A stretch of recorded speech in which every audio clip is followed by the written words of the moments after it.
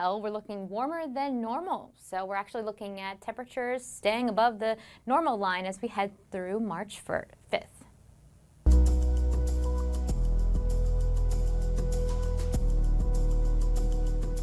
Well, before President Donald Trump's inauguration last month, a Christian nonprofit here in Texas received a nearly $2 million grant to expand its immigration ministry with nearly a dozen Texas churches across the state.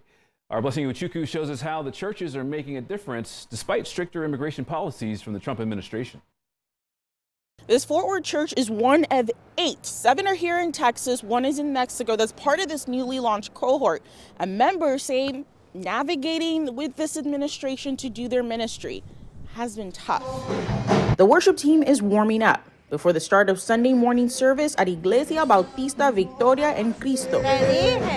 Anita Kanu and her husband have pastored this Fort Worth church for nearly 2 decades.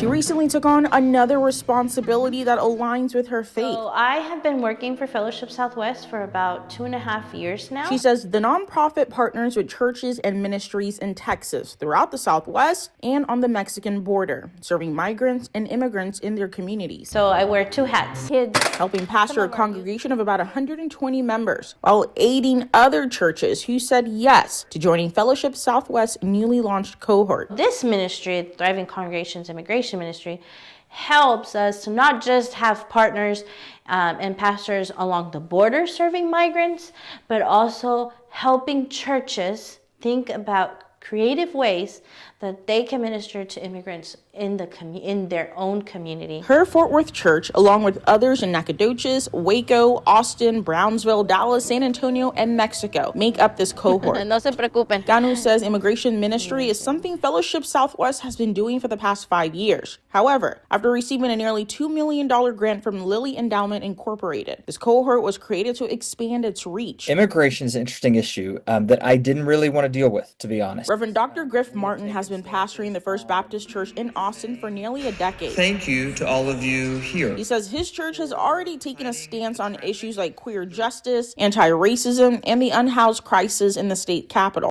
Now they're dipping their toe into immigration as well. This is such an easy issue because the Bible is full of stories of people moving, people having to migrate. Okay? Ganu says the launch of this cohort during the Trump administration has left them navigating unknown waters. Some of our churches are worried, including our church here in Fort Worth. We have already seen a drop of people attending the church because people are scared. This month, Fellowship Southwest and 2 other Texas religious organizations joined more than 24 Christian and Jewish groups suing the Trump administration. Under the current federal law, immigration and customs enforcement agents can make arrests at houses of worship. This comes after the Trump administration threw out policies from more than a decade ago that protect schools and churches from ICE raids. Gloria a Dios. Ganu and her organization say they're going to do whatever they can to protect their sacred spaces.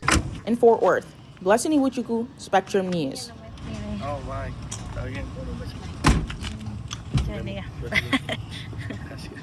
Blessing, thank you. And Cano says Tuesday is their advocacy day in Austin. They'll be gathering churches and Christians to advocate on 4 issues, which include immigration, hunger, the death penalty, and public schools.